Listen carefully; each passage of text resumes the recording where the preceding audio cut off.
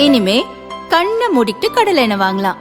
ஏன்னா மந்த்ரா கடலை எண்ணெய் இதயத்தின் தயாரிப்பு. வறுக்க பொரிக்க ஏன் எல்லா சமையலுக்கும் மந்த்ரா தான். மந்த்ரா கடலை எண்ணெய், அபார ருசி, ஆரோக்கியமான உடல் நலம். வணக்கம். செய்தி சுருக்கம். தேர்தல் ஆணையத்தின் ஆணவத்தின் உச்சம். தலைமைச் செயலர் மாற்றம். சாய்குமாரின் பின்னணி. ஸ்டாலின் கோபத்திற்கு காரணம் இதுதானா? தமிழகத்தில் வரும் 23ஆம் தேதி சட்டசபை தேர்தல் நடைபெறவுள்ள நிலையில் தேர்தல் நடத்தை விதிகள் அமலில் உள்ளன. தமிழக சட்டசபைக்கு 23ஆம் தேதி தேர்தல் நடைபெறவுள்ளது. உயர் பதவியில் உள்ள அதிகாரிகள் ஆளும் திமுக அரசுக்கு ஆதரவாக செயல்படுவதாகவும் அவர்களை மாற்ற வேண்டும் என்றும் எதிர்க்கட்சிகள் கூறி வருகின்றன. இச்சூழலில் தமிழக தலைமைச் செயலாளர் முருகானந்தம் மாற்றப்பட்டார். அவருக்கு பதிலாக சாய்குமார் IAS நியமிக்கப்பட்டுள்ளார். லஞ்ச ஒழிப்புத்துறை டிஜிபி டேவிட் தேவாசிர்வாதம் மாற்றப்பட்டு சந்தீப் மிட்டலை தேர்தல் ஆணையம் நியமித்துள்ளது. புதிய தலைமைச் செயலராக நியமிக்கப்பட்டுள்ள சாய்குமார் IAS எடப்பாடி பழனிசாமி முதல்வராக இருந்தபோது அவரது முதன்மை செயலாளராக பணியாற்றியவர். திமுக ஆட்சியில் வருவாய் நிர்வாக ஆணையராக இருந்த ராஜேஷ் லக்கானி மத்திய அரசு பணிக்கு மாற்றப்பட்ட நிலையில் அந்த பொறுப்பு சாய்குமாருக்கு வழங்கப்பட்டது.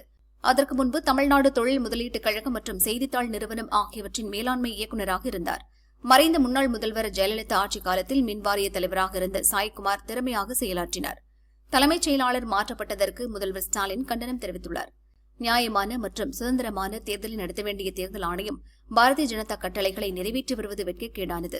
அரசியல் சட்டம் தேர்தல் ஆணையத்திற்கு தந்துள்ள அதிகாரம் பாரதிய ஜனதாவுக்கு வேலை பார்க்க அல்ல. பாரதிய ஜனதா ஆளும் எந்த மாநிலத்திலும் இதுபோன்ற அதிகாரிகளை தேர்தல் ஆணையம் மாற்றவில்லை.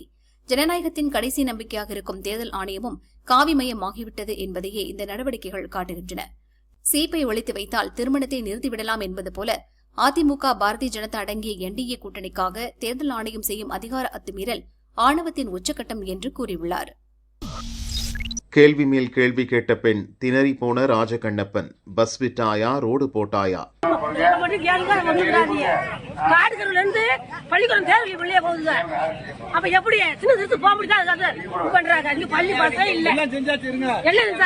ராமநாதபுரம் மாவட்டம் முதுகுளத்தூர் தொகுதியில் திமுக சார்பில் அமைச்சர் ராஜகண்ணப்பன் மீண்டும் போட்டியிடுகிறார். இளங்காகூர் கிராமத்தில் ஓட்டு கேட்க சென்ற ராஜகண்ணப்பனிடம் பெண்கள் சரமாரி கேள்வி கேட்டனர். எங்க கிராமத்துல பஸ் வசதி இல்லை, 5 வருஷமா என்ன பண்ணீங்க என சரமாரி கேள்வி கேட்டனர். பசங்க வெளியூர் போய் படிக்க வேண்டியிருக்கு, பஸ் இல்லாம ரொம்ப கஷ்டப்படுறாங்க, ரோடு வசதியும் இல்லை எனவும் கூறினர். அப்போது அமைச்சரின் ஆதரவாளர்கள் ரேஷன் கடை கட்டி கொடுத்தாருல்ல என்றனர். ஆமா, இடிஞ்சு போச்சு, கட்டி கொடுத்தீங்க என்றார் ஒரு பெண். மினி பஸ் வருதில்ல என ஆதரவாளர்கள் கூறியதும் அது 20 வருஷமா ஓடுதுப்பா என அந்த பெண் பதிலடி கொடுத்தார். அரசு பஸ் ஒழுங்கா வருதா, ஒரு நாள் விட்டு ஒரு நாள் தான் வருது எனவும் கோபமாக கூறினார் அந்த பெண்மணி. தேர்தல் வந்தா மட்டும் ஓட்டு கேட்டு வருவாங்க, அப்புறம் இந்த பக்கம் தலை வச்சு படுக்க மாட்டாங்க எனவும் பெண்கள் குறைபட்டு கொண்டனர். பெண்கள் இப்படி கேள்வி கேட்பார்கள் என எதிர்பார்க்காத ராஜகண்ணப்பன் சில நிமிடங்களில் வாக்கு சேகரிப்பை முடித்துவிட்டு கிளம்பினார். அமைச்சரை ஆரத்தி எடுத்து வரவேற்றதற்காக அமைச்சர் போன பிறகு அங்கிருந்த பெண்களுக்கு ஆதரவாளர்கள் பணப்பட்டுவாடா செய்தனர். நன்றி சொல்ல வந்தார போன அமைச்சராக வேற எதுவும் செய்யலாம்.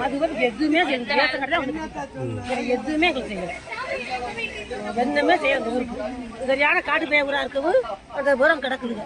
நாங்க கஷ்டப்படுறோம் கிடந்துச்சு. ஏழு படிக்க புறம் பிள்ளைல புறம் வெளியில சட்டம் கிடந்துச்சு. அது பிள்ளைல சின்ன பிள்ளைல போக முடியாதுல்ல, வயலு புறம் சைக்கிள் வர்றாங்க.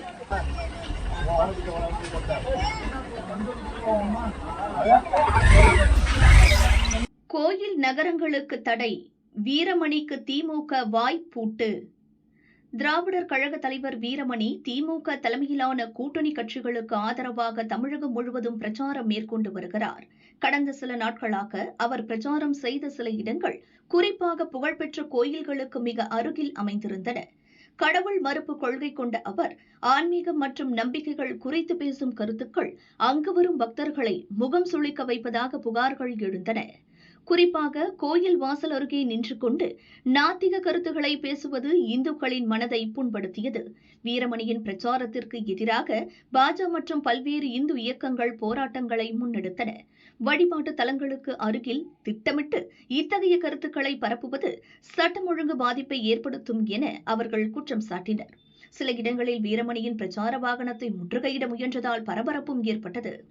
தேர்தல் நேரத்தில் இதுபோன்ற சர்ச்சைகள் இந்துக்களின் ஓட்டுகளை பாதிக்கும் என்று திமுக மேலிடம் கருதுகிறது.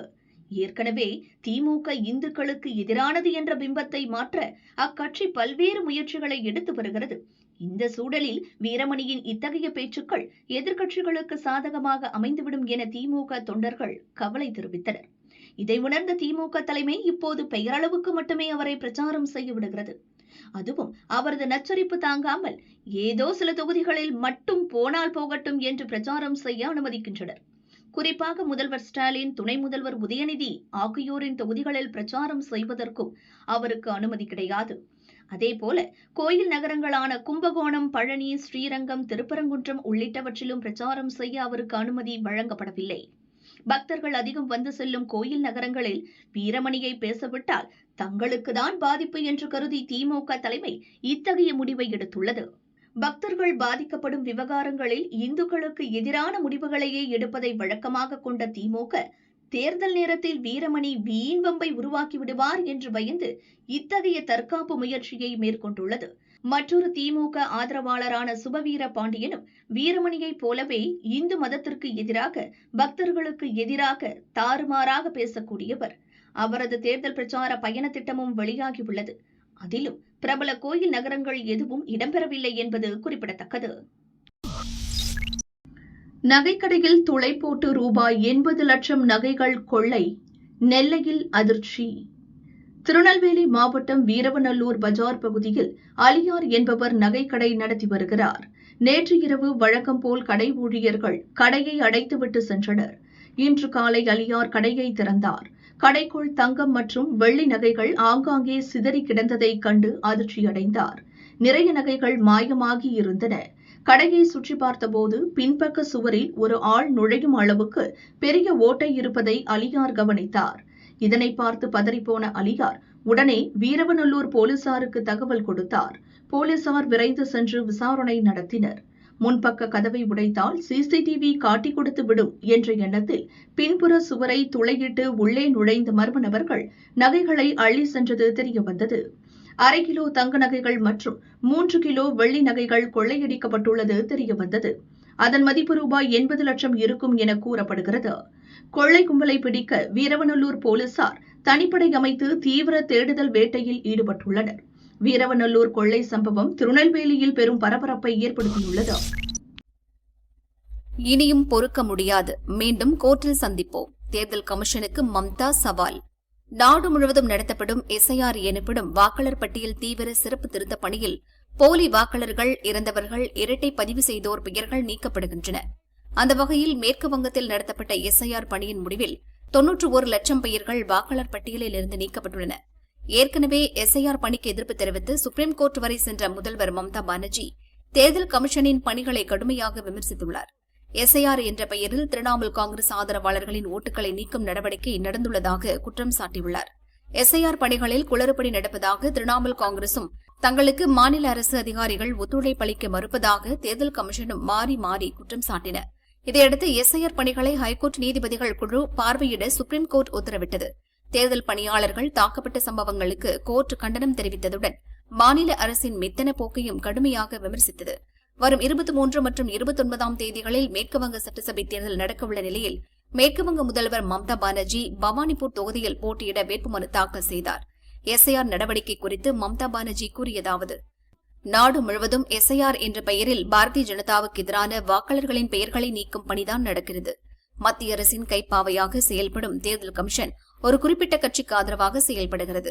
மேற்கு வங்கத்தில் ஏற்கனவே அவர்கள் ஒருதலை பட்சமாக செயல்பட்டதை எதிர்த்து நாங்கள் சுப்ரீம் கோர்ட்டில் முறையிட்டோம். தேர்தல் கமிஷன் நீக்கிய பெயர்கள் மறுபரிசீலனை செய்யப்பட்டு இதுவரை 28 லட்சம் பெயர்கள் மீண்டும் பட்டியலில் சேர்க்கப்பட்டுள்ளன. தேர்தல் கமிஷன் எப்போதும் நேர்மையாகவும் நேரடியாகவும் செயல்பட வேண்டும். டில்லி ஆட்சியாளர்களின் கட்டுப்பாட்டில் செயல்படக்கூடாது. பெயர் நீக்கம் செய்யப்பட்ட 52 வாக்காளர்களை மீண்டும் பட்டியலில் சேர்க்க வேண்டும். உண்மையான வாக்காளர்கள் ஒருபோதும் தங்கள் வாக்குரிமையை இழக்கக்கூடாது.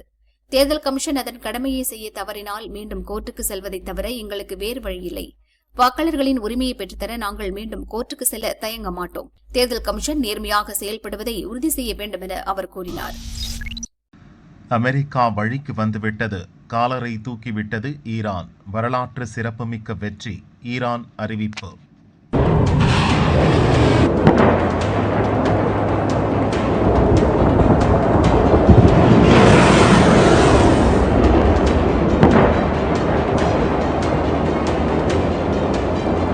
ஈரான் அமெரிக்கா இடையே 40 நாட்களாக நீடித்து வந்த போர் தற்காலிகமாக முடிவுக்கு வந்தது. இரு நாடுகளுடன் பாகிஸ்தான் சமரச பேச்சுவார்த்தை நடத்தியது. அப்போது 10 நிபந்தனைகளை அமெரிக்கா ஏற்றால் போர் நிறுத்தம் பற்றி யோசிக்கலாம் என்று ஈரான் கூறியது. ஈரானின் 10 நிபந்தனைகளை அமெரிக்கா ஏற்றது. இதன் மூலம் இரு நாடுகளும் 2 வார காலத்துக்கு தற்காலிகமாக போர் நிறுத்தம் செய்வதாக அறிவித்தன. வரும் 10ஆம் தேதி இஸ்லாமாபாத்தில் இரு நாட்டு தலைவர்களும் பேச்சுவார்த்தை நடத்த உள்ளனர். பேச்சுவார்த்தையில் சுமூக முடிவு எட்டப்பட்டால் போர் நிரந்தரமாக நிறுத்தப்படும் என தெரிகிறது. இச்சூழலில் போரில் வரலாற்று சிறப்புமிக்க வெற்றியை ஈரான் பெற்றுள்ளதாக அந்நாட்டின் தேசிய பாதுகாப்பு கவுன்சில் தெரிவித்துள்ளது. ஈரானுக்கு எதிரான கோழைத்தனமான சட்டவிரோத போரில் அமெரிக்கா படுதோல்வியடைந்துள்ளது. ஈரானின் 10 நிபந்தனைகளை ஏற்க வேண்டிய கட்டாய நிலைக்கு அமெரிக்கா தள்ளப்பட்டுள்ளது.